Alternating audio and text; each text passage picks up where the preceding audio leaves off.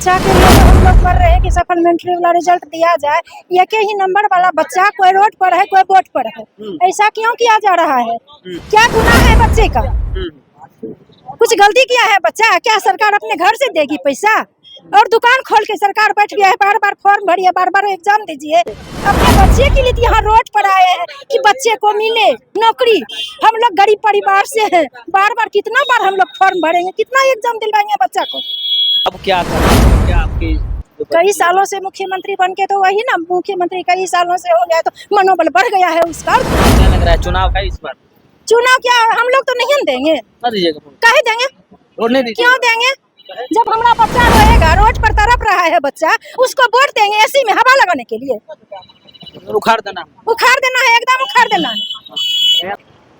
देखिए, छोटा सा एक वीडियो का क्लिप हमने चलाया। इसमें बीपीएससी टीआरई 3 के जो शिक्षक अभ्यर्थी है वो गिड़गिड़ा रहे हैं।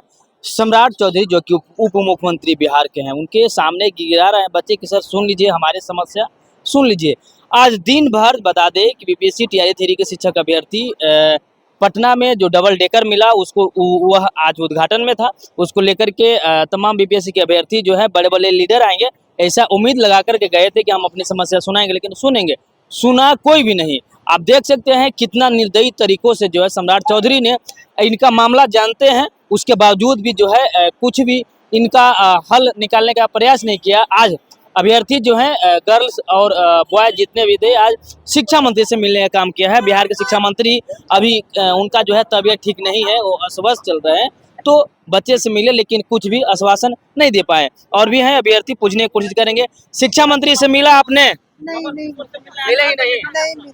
कौन आपको बता दिया कि उनका तबीयत ठीक नहीं है? वो बोलेगा कि सोए हुए, उनका पीए बोले वो। अच्छा, उनके पीए बोल दिए सोए हुए हैं, तबीयत ठीक नहीं है? नहीं। अच्छा, कहाँ से आए हैं आप? हम तो भागलपुर से हैं। भागलपुर से आई हैं आप लोग? इनके मम्मी है क्या? क्या कहिएगा, 4-5 महीने से आपके बच्चे जिस तरह से बच्चा के लिए तो हम लोग मर रहे हैं कि सप्लीमेंट्री वाला रिजल्ट दिया जाए। एक ही नंबर वाला बच्चा कोई रोड पर है कोई बोर्ड पर है, ऐसा क्यों किया जा रहा है? क्या गुनाह है बच्चे का? कुछ गलती किया है बच्चा? क्या सरकार अपने घर से देगी पैसा? और दुकान खोल के सरकार बैठ गया है, बार बार फॉर्म भरिए, बार बार एग्जाम दीजिए। बार बार तो यही होता है, कभी एक नंबर से कोई हो जाता है फेल, कोई बराबर नंबर कट ऑफ नंबर लेके रोड पर दौड़ रहा है। इतना भयावह गर्मी में, ये कल चिलचिलाती धूप में सारा बच्चा किलकिला रहा है और ये सब आराम से अपना एसी में हवा लगा रहा है। और क्या कहेंगे सरकार से? अपने बच्चे के लिए यहाँ रोड पर आए हैं कि बच्चे को मिले नौकरी। हम लोग गरीब परिवार से हैं, बार बार कितना बार हम लोग फॉर्म भरेंगे, कितना एग्जाम दिलवाएंगे बच्चा को? एक तरफ आप देख रहे होंगे कि सोशल मीडिया के माध्यम से या अखबारों के माध्यम से बताया जा रहा है कि बिहार में क्या विकास हो रहा है। डबल इंजन की सरकार चल रही है बिहार में। एक तरफ अगर देखा जाए तो बिहार के जो अभ्यर्थी हैं वो कहीं न कहीं फॉर्म भरने के लिए आंदोलन करते हैं, बाद में जब एग्जाम देते हैं उसमें धांधली होती है, उसके लेकर के जो है आंदोलन करते हैं। अब वैकेंसी को लेकर के जो है आंदोलन कर रहे हैं। सप्लीमेंट्री दिया गया है, टीआरई 2 में दिया गया है, टीआरई 3 में कहाँ से नियम उठ गया है? जो बच्चा मांग रहा है, जो बिना बच्चा मांगे नहीं मांगा तो उसको दिया गया, जो बच्चा अभी मांग रहा है उसको टिटवा दिखा रहा है सरकार।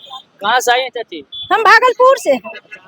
आपके साथ हैं? हाँ। अच्छा, एक बात बता दीजिए, नीतीश जी लगातार कई सालों से मुख्यमंत्री हैं, वो लगातार महिलाओं को खास ध्यान देते रहते हैं, लेकिन अब क्या कहिएगा, क्या आपकी कई सालों से मुख्यमंत्री बन के तो वही ना, मुख्यमंत्री कई सालों से हो गया तो मनोबल बढ़ गया है उसका। और क्या लग रहा है चुनाव है इस बार? चुनाव क्या हम लोग तो नहीं देंगे, काहे देंगे? क्यों देंगे? जब हमारा बच्चा रहेगा रोड पर तरफ रहा है बच्चा, उसको वोट देंगे एसी में हवा लगाने के लिए? उखाड़ देना है, एकदम उखाड़ देना है। तो रिजल्ट देना होगा। हाँ, रिजल्ट दे तो उसको लाएंगे फिर। कहाँ गए थे? कहाँ गए आज दिन भर? आज फिर भी जो है दौड़ते रहे। देखिए, आज तो हम लोग सबसे पहले माननीय शिक्षा मंत्री जी से मिले। उर्दू लाइब्रेरी का उद्घाटन था। बताइए, जिस उर्दू लाइब्रेरी में बच्चा बैठ करके पढ़ता है, उसी उर्दू लाइब्रेरी में बैठ करके बच्चा पढ़ता है और उसी बच्चा के साथ आप अन्याय किए हैं और उसी उर्दू लाइब्रेरी का उद्घाटन करते हैं। ये शर्म नहीं आता है उर्दू लाइब्रेरी का उद्घाटन करते हुए? हम तो यही बोलेंगे माननीय शिक्षा मंत्री और माननीय मुख्यमंत्री और अपर मुख्य सचिव एस सिद्धार्थ सर से कि जिस उर्दू लाइब्रेरी का आज आपने उद्घाटन किया है, उसी उर्दू लाइब्रेरी में बैठ करके कैंडिडेट पढ़ेंगे और आप उन लोगों के साथ अन्याय करिएगा। ये सरासर अन्याय है, ऐसा अन्याय करना बंद कीजिए। देखिए आज हम लोगों ने वहां से मिलने के बाद शिक्षा मंत्री से मिले, उसके बाद बीजेपी कार्यालय में सम्राट चौधरी से मिले। देखिए हमारे लोग, हाँ, वो सम्राट चौधरी से मिले, लेकिन वहां पर थोड़ा सा देखिए इन लोगों का बर्ताव ठीक नहीं रहा। हम लोगों को मतलब कि इनलीगल एक्टिविटी करके वहां से निकाल दिया गया, यानी कि हाथापाई। देखिए मेरा आंख में चोट भी लगा है, प्रशासन के द्वारा ऐसे करके मारा गया है, समझ गए। उसके बाद वहां से निकाल दिया गया। कुछ मीडिया पर वीडियो क्लिप भी अवेलेबल होगा, झूठ नहीं बोल रहे हैं, समझ गए। और उसके बाद आश्वासन दिया गया कि आप एक आवेदन दीजिए। आवेदन हालांकि माननीय जो उप मुख्यमंत्री जी हैं उनको 3 बार हम आवेदन दिए, आप ही के बात पर हम बोले होंगे, 3 बार आवेदन दिए हैं, उनके आवास पर जाकर के आवेदन दिए हैं, समझ गए। एक अनामिका पटेल करके एमएलसी हैं, उनके द्वारा भी हम आवेदन दिवाए हैं, वो भी बीजेपी के एमएलसी हैं, लेकिन फिर भी ये बोल रहे थे कि फिर आप आवेदन दीजिए। आवेदन देकर के क्या आवेदन का प्रभाव हम उतना नहीं जानते हैं। क्या लगता नहीं है कि ये जो आप शिक्षा मंत्री के आवास पे आ जाए, सुबह में आप डबल लेकर जब उद्घाटन हो, अपने शाम को यहाँ क्यों आ गए?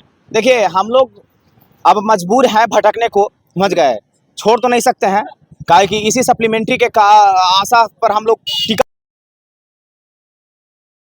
सरकार की तरफ से रिस्पांस नहीं मिल रहा है, ये सरकार के लिए हानि है।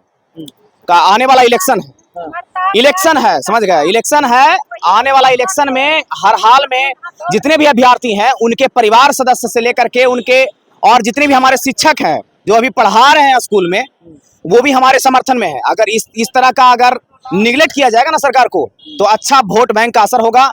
और माननीय जितने भी हैं जो अपने आप को अभी सत्ताधारी कह रहे हैं, जो हम ही लोग के कारण सत्ता पे बैठे हुए हैं, उनको कहीं ना कहीं ये समझ में आ जाएगा कि किस तरह का बर्ताव हमने अभ्यर्थियों के साथ किया है, आज हम लोगों को क्या झेलना पड़ रहा है। चलिए आगे क्या करने वाले हैं? देखिए आगे हम लोग अब सरकार से माने कि झूठा आश्वासन ही कहिए, एक आश्वासन यहाँ पर उप मुख्यमंत्री से मिला है कि आप अगले माने कि आप तो मंगलवार, तो बुधवार है, मंगलवार बीत गया, अगले मंगलवार को आप मिलिए, और उस दिन वो आश्वासन दिए हैं। और हालांकि अभी देखिए अभी महिला अभ्यर्थियों के द्वारा मिला गया था शिक्षा मंत्री से, कल सुबह का टाइम दिया गया है, कल 1 बजे का टाइम दिया गया है, और नहीं तो फिर शाम में मिलने का टाइम दिया गया। क्या कुछ पॉजिटिव निकल करके आता है? विश्वास तो नहीं बनता है, विश्वास नहीं मतलब कि विश्वास होता है कि ये कुछ पॉजिटिव करेंगे, रिजल्ट लेकर आना। हाँ, लेकिन रिजल्ट लेकर के रहना है। चलिए।